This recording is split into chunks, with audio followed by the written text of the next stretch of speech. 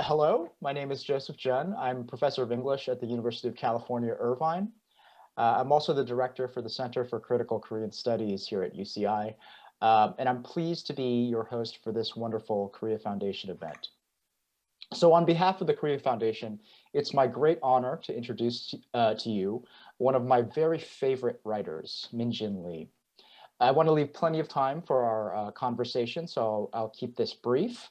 Let me just say that Min is the author of two wonderful novels, Free Food for Millionaires, published in 2007, and Pachinko, published in 2017.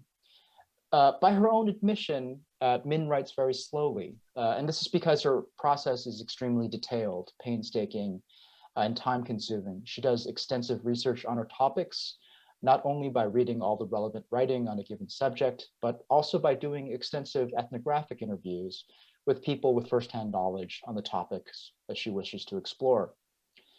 Once you open her books, as a reader, you will immediately see what all the fuss is about. These are hefty novels that you can lose yourself in. And they not only tell stories about the characters that reside in them, but also build worlds that give order and shape to the chaos of human experience, and in particular, the experiences of diasporic Koreans. In many ways, her fiction is old-fashioned, by which I mean that it sometimes feels as though it were written in the 19th century, in the era of George Eliot, Charles Dickens, or in the American context. And one of my favorite writers whose work Min's reminds me a little bit of, Theodore Dreiser. In her novels, as in the work of these predecessors, one feels the currents of history among the eddies of everyday life. Her characters are at once distinctive and at the same time uncannily familiar because they contend with the problems that have dramatically affected the lives of entire generations, be it the traumas of war or those of immigrant displacement. These are novels that take apart the world only to rebuild it and reflect it back to us in a way that allows us to make sense of it, so that we may gain some purchase on history rather than remaining its victims. For this reason, it is extraordinarily powerful and moving. So for those of you watching this today, I highly recommend that you, after the event today, take this short little train ride over to Gwanghwamun and go to Kyobo-mungo and pick up copies of this extraordinary work, which I should add is also available in Korean. Thank you so much for being here today, Min Jin Lee. Oh, hi, Joe. What a privilege it is to be in conversation with you. Thank you so much. And hello, everybody in Korea. So let's open by thinking about openings. You and I share something in common, I think, which is that we're both lovers of great opening lines to novels. So Call Me Ishmael, it was the best of times, it was the worst of times. In the Korean American context, I often think of Chang Rui-Lee's great opening to Native Speaker, which is the day my wife left me, she gave me a list of who I was. And your opening lines are always amazing. They really grab you from the very first moment. They're almost arresting. You know, you read the first line and you sort of, you pause. For the benefit of our audience, here are the opening lines for Min's first two novels. Free Food for Millionaires begins, competence can be a curse. And Pachinko begins, history has failed us, but no matter. Great lines, great opening lines. What can you tell us about these opening lines and about openings in general? How do you think about them? Well, thank you so much for saying that. I think that for me, I really want to make an argument.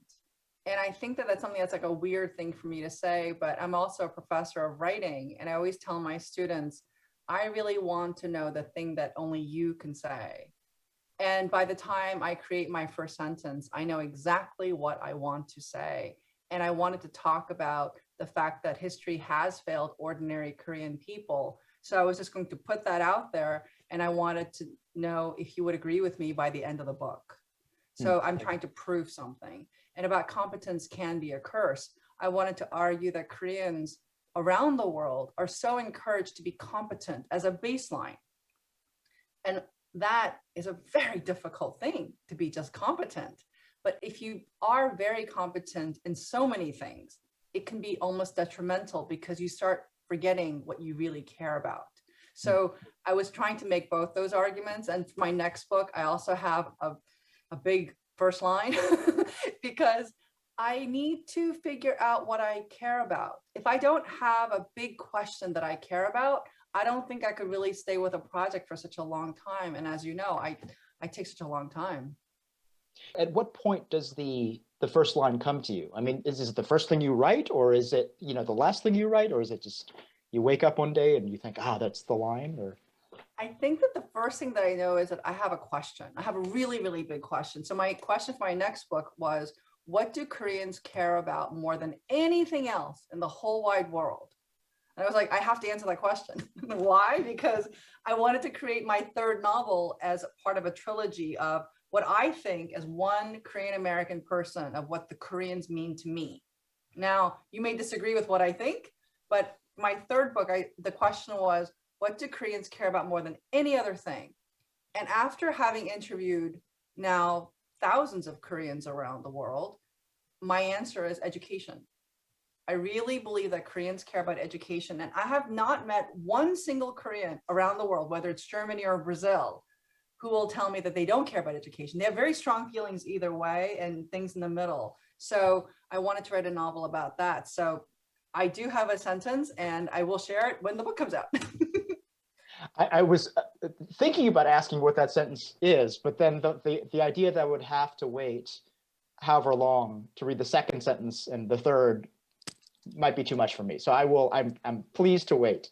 Well, the reason I want you to wait is also because I have the question, and the question really leads to the answer. Interesting. While we're on the topic of your new book, your work has gotten a lot of traction in Korea. A lot of people are reading it. A lot of people are very interested in it. Can you tell us a little bit more about the next book? And I understand you're working on a few books at the same time, two books. I always hesitate. I always hesitate to ask this of writers. It's like, can we expect it? No, it's fine. It's fine. No. My third book is called American Hagwon, and it's about Hagwons. You know, everybody here in this audience knows what that is, and that every single Korean person in Korea has a strong opinion about Hagwons. Most people see it as a necessary evil. I have come to the point of view that they're not necessary evils. They're actually a real part of Korean society, and it's only a symptom of the thing that we care about, which is education, because we believe that our institutions are failing us and therefore we need to turn to a private source. So I do not condemn Hagwons. I do not. A lot of people do. I don't feel that way. I have, it depends on what kind. So that's one thing. My next book is about my political activism and about what I think about what name recognition should mean in the world of who should we care about, and also how I came to the point of view where I feel that I'm entitled to care about my point of view. And that's a very weird thing to say, but for a woman from my background to think that my ideas have value is quite novel. it's not common. And every day I have to sort of justify why do I matter? Why should anybody listen to me? So that's what that book is about. I think this audience here would be interested in hearing you say a little bit more about that. That's really interesting. Like, what in your experience, in trying to think through this, has been the impediment to that entitlement to have your own opinion and voice, and how did you get beyond that? Well, I grew up in a middle-class family in Korea, and then when we went to America, we became working class for a very long time. And I don't think anybody was thinking, oh, little girl, tell me, what do you have to say? What do you think? I mean, nobody cared. And certainly, also, I was incredibly, incredibly shy. And also, English is my second language. So it took me a long time to figure out, oh, maybe my thoughts have some value. I mean, it took me forever, actually. But the way I came to that point of view and way I overcame all those issues is actually through reading. Because in Western literature that I read and I loved, including, let's say, Theodore Dreiser's Sister Carrie, which I love. I knew it. You were right. Hurstwood, oh my God, what a character. I learned that main characters in Western literature, if they're female, often have the capacity to voice their thoughts. And I thought, oh, I would love to learn how to do that. I would really love to learn how to say what I think. And it wasn't like anyone thought that I should.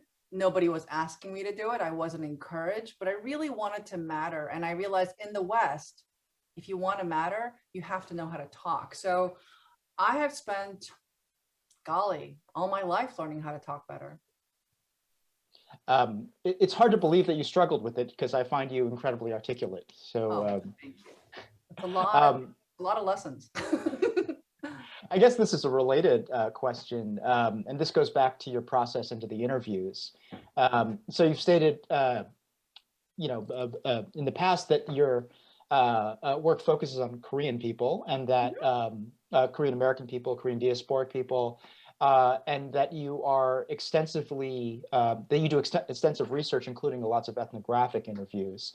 And so this means that you've talked to a lot of Korean people, I imagine, over the years about many different topics.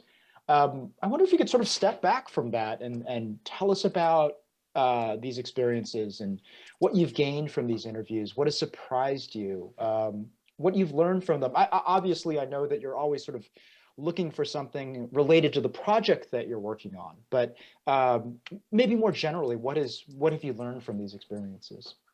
Oh, that's such a wonderful question. And this is why you want to talk to smart people. So the thing that I really learned in my fake ethnography, and I call myself a fake ethnographer because I don't have the proper training as a sociologist or as an anthropologist, two fields that I so admire, and also journalism. And none of those things I do professionally. The thing that I have really learned from talking to Koreans around the world is just how much they don't get enough recognition. Like that is a thing that I over and over and over again, I realized I wish they had been more loved by their families. I wish that they had been told enough times that they're wonderful.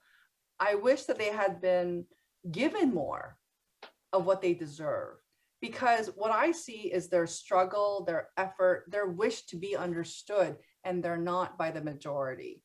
And that makes me feel not just compassion, it makes me feel emboldened to keep going with what I want to do, because I want them to have the recognition that I think Koreans deserve. And I'm not talking about all Korean people are good. That's not what I'm saying. I'm actually saying Korean people are not known. They're not really, really known, especially when they leave Korea. And often they're misunderstood.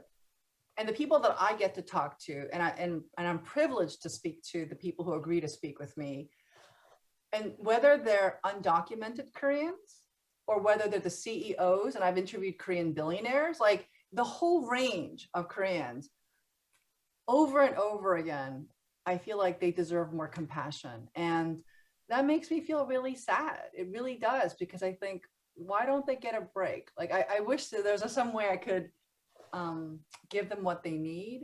And very often when I walk away from the interviews, I keep thinking, well, my duty is to give them more fullness as a character. That's amazing. It strikes me as that, certainly people I know or people that I can think of, and maybe politicians or something like that, you've probably spoken to more Koreans than anybody I know, or actually most people on Earth.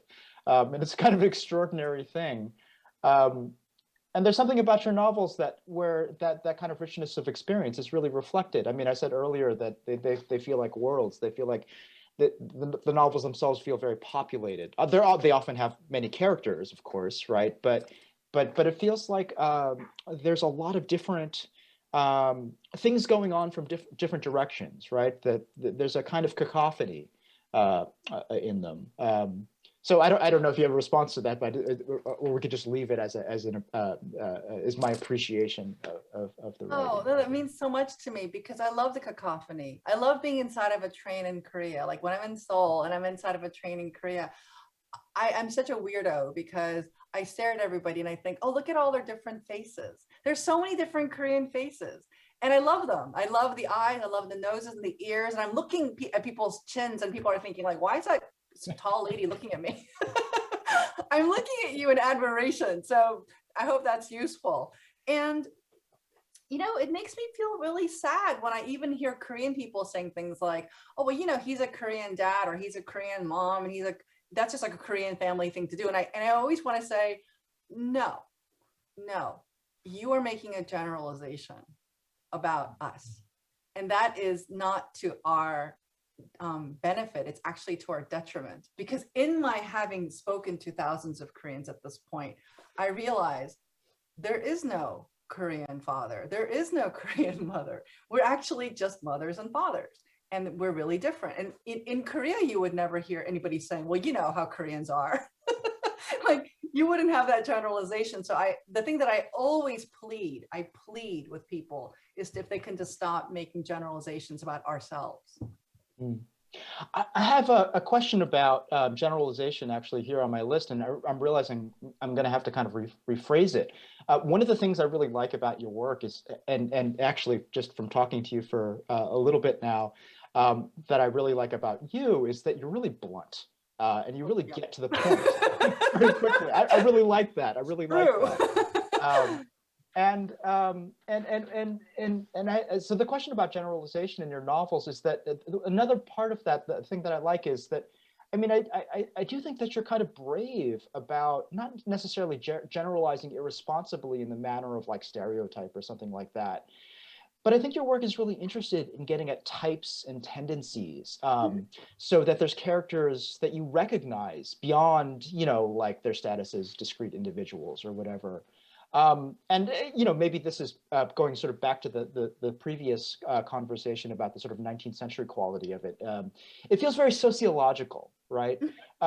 So I guess the question, as I'm trying to reformulate it now, is how do you balance that, right? How do you make characters that are recognizable as a type? I mean, types are useful for thinking through, you know, the world we live in, but they also, of course, can be kind of narrow and limiting. Like, how do you balance out those two, particularly in terms of the characters that you craft? Well, this is a perfect English professor question, because you have to have types and tropes, right? So if I said to you, this person is a cad, he is a seducer, this person is a sociopath, this person is saintly. So I'm giving you types of characters. But what's wrong is to say it's a Korean character because that person is a cad, that person is, let's say, abusive, and say, because that person's abusive, that person is from New York. Like, that's not a fair, and it's a very simplistic way to think. So yes, the types are needed, because let's say I need a character who's, let's say, very generous, a very generous character, and that he always gives too much, right? That's a kind of character. But then would I say that character is all Korean characters are generous? No, some Korean characters are very generous, but not all of them are. So my job is to show that there are Korean characters that are generous. There are Korean characters who are really beautiful. There are Korean characters who can behave in a very mean way, all those things. And if I do that in my universe, then I did a good job. I think what's really terrible for me is when I see one Korean character being represented and they're done in a simple way, in a background in which everybody else gets to retain their humanity, but then we're demonized or vilified or even canonized. None of it's really good because there's only one person.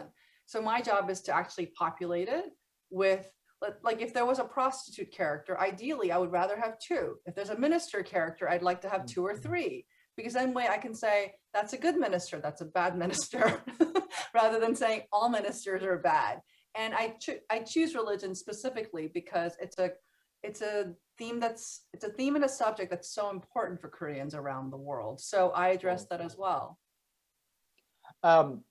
Maybe we could talk about a particular type or category. Sure. So another thing that you and I both have in common is that we both immigrated to the US in the 1970s, and we're both Korean Americans, whatever that means. What does that term mean to you? It means that I came from Korea. I'm ethnically Korean. My father's from the north, my mother's from the south, and I grew up in New York City. Now, if you grew up in California, you and I had very different experiences. Like, I did not. Where did you grow up? Buffalo, New York. So Rust Buffalo, Belt. New York. So yeah, Buffalo, New York and Queens, New York, very, very different Koreans, although we're from the same state, right? And I think that that's my job to really suss that out. And I enjoy looking at the differences. And yet you and I also know what it's like not to be from Hawaii, for example, because if you're a Korean in Hawaii, your experience is very different than a Korean from Buffalo or a Korean from Queens. What other Korean American authors do you read with interest or perhaps admiration? I think that Patty Park has a nice book, Read Jane. I like Chang-Rae Lee, of course. I like Susan Choi. Who else is there? I think, gosh, there's so many now. I'm literally blanking. This is not a test. This is not a test. I know, I'm sorry. I feel like I'm failing this one, but there are quite a few Korean American writers right now. And I hope that you read them. I hope you read all of them. Oh, absolutely.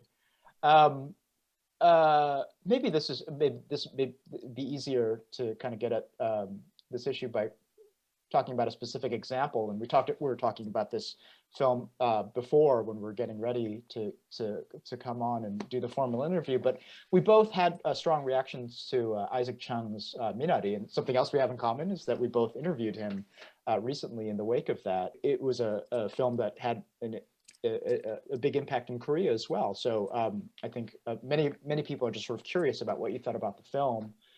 Maybe in relationship to the questions that we've been talking about what it means to be Korean American and the various ways in which you can be that.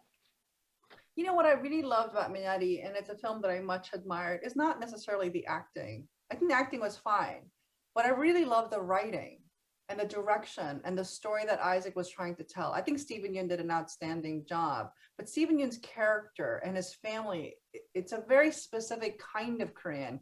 And I think that Isaac and I would definitely agree that we are trying to show that Koreans come in all different sizes and shapes. So you have an immigrant who comes to the middle of the country and tries to run a farm, and he fails, right? And yet, and you would understand this better than anyone, he's also a very American character and manifests destiny and a frontier and a pioneer. And I think all those kinds of things, the fact that he could intersect both of those ideas into a narrative for me was very emotional, because that's what I really cared about. And that's the writing, it's not the film.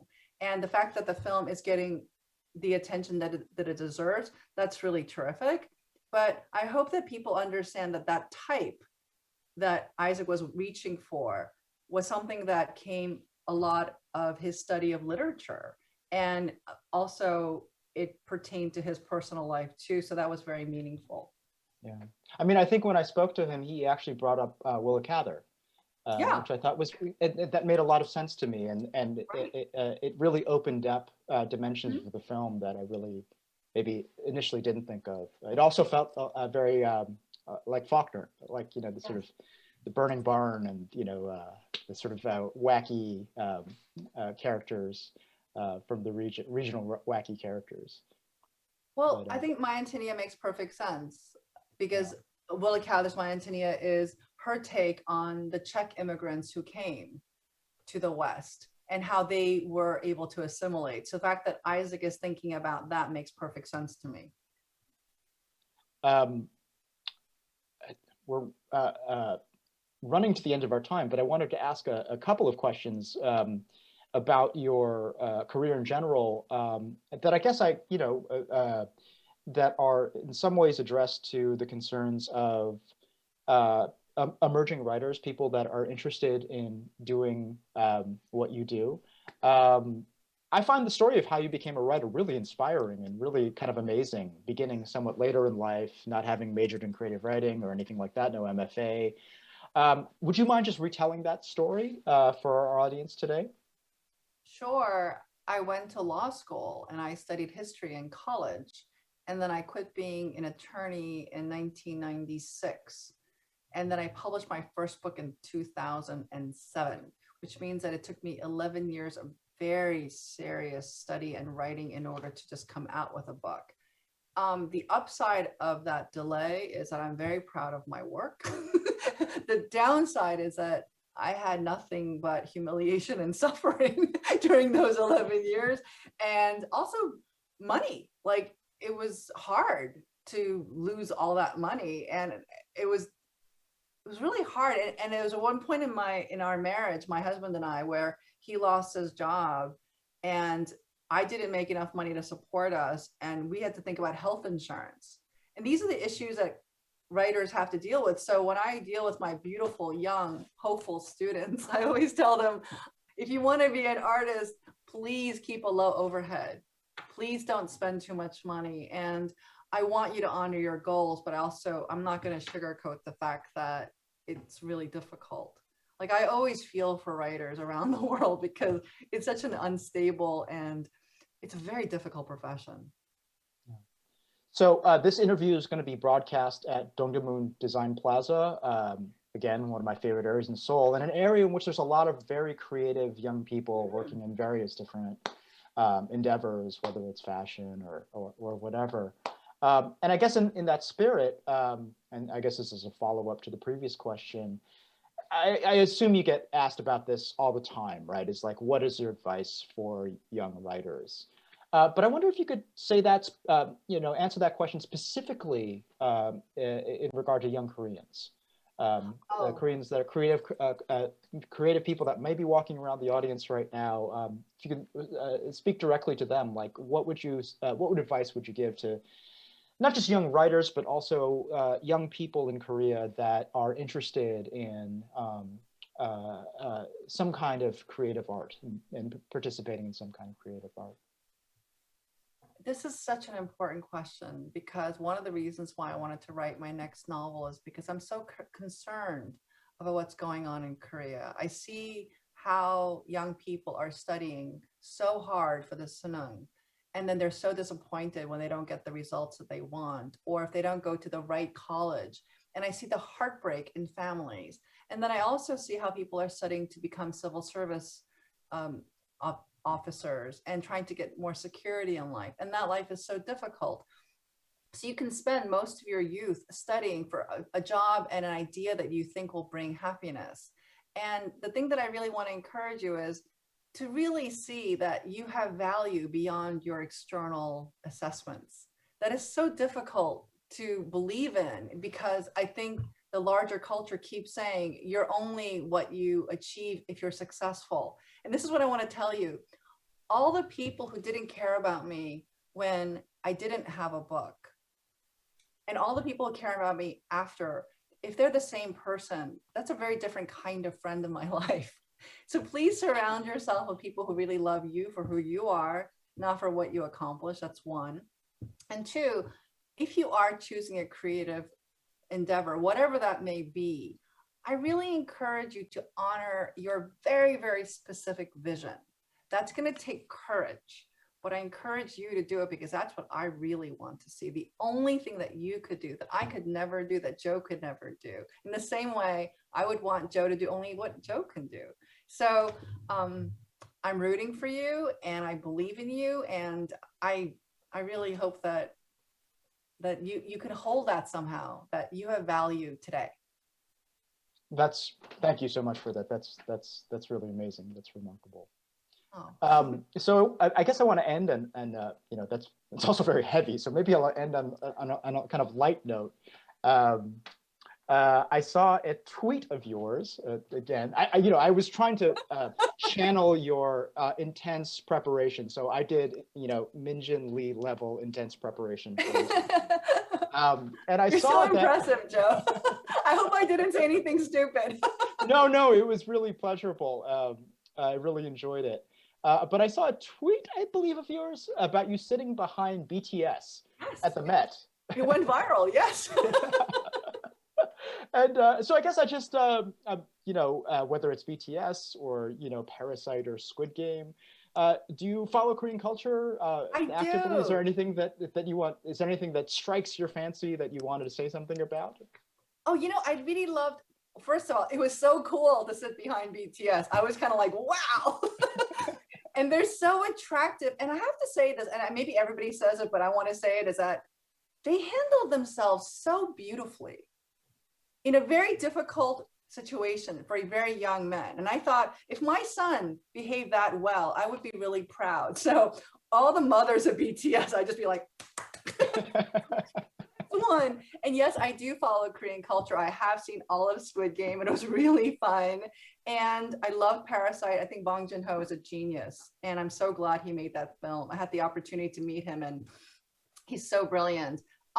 What did I see recently that I really enjoyed? I saw a K-drama called My Mister.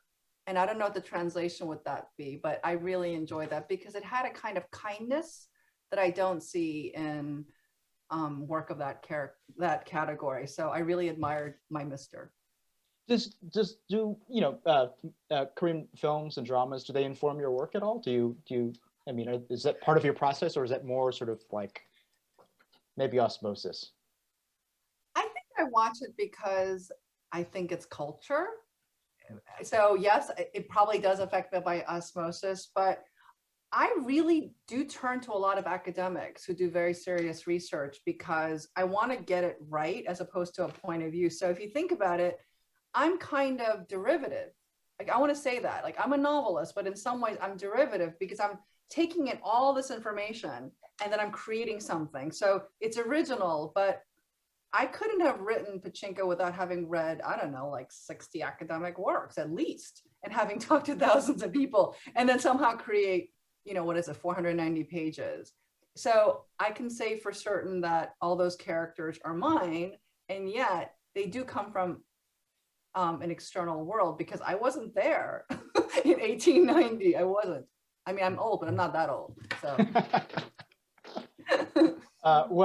Min Jin Lee, thank you so much for your time. Thank you so much for your really sincere and thoughtful answers. I'm sure our audience is extremely grateful to hear them. And, I hope we get a chance to meet, hopefully not in these little boxes at some point soon. And best of luck on your upcoming work, your new novel and the other work that you're doing. And thank you so much. Thank you so much for everything. Oh, Joe, come on. You're awesome. Thank you so much. And you know what we have to do, Joe? We have to go fighting.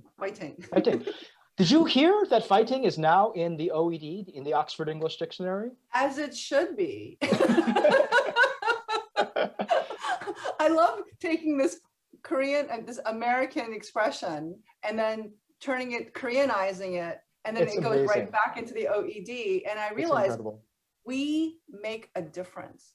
Our work, our culture, we are advancing culture. And I think it's so fun. And I'm really glad Korea is part of it because, I talk about this wherever I go. I want people to know South Korea and North Korea.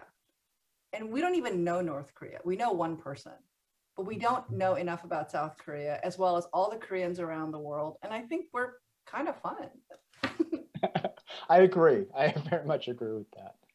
Well, I hopefully we'll have a chance at some point to have fun together. I hope so too. And I'm buying dinner, Joe. I'm buying dinner. We will definitely, when your new novel comes out, have you out to campus again, because for those of you still listening, Min Jin came to UCI and gave a really, really amazing a talk and met with our students, and it was really there's a lot of excitement and enthusiasm about it. So, if you're associated with an institution, whether it's the Korea Foundation or a university in Korea, you should invite Min out to your campus and let her blow you away. So that's a personal recommendation. I think Joe and I should travel together and do a show. That sounds great. Okay, let's do it. Or maybe we could be in a K-drama together or something. Definitely. We'll have to work on that. All right. Well, that is all I have. And can we? Are we good? Yeah. Are we good? I don't know how to formally end. Thank you, Korea. Thank you. Yeah. Thank you. Yeah. It's the little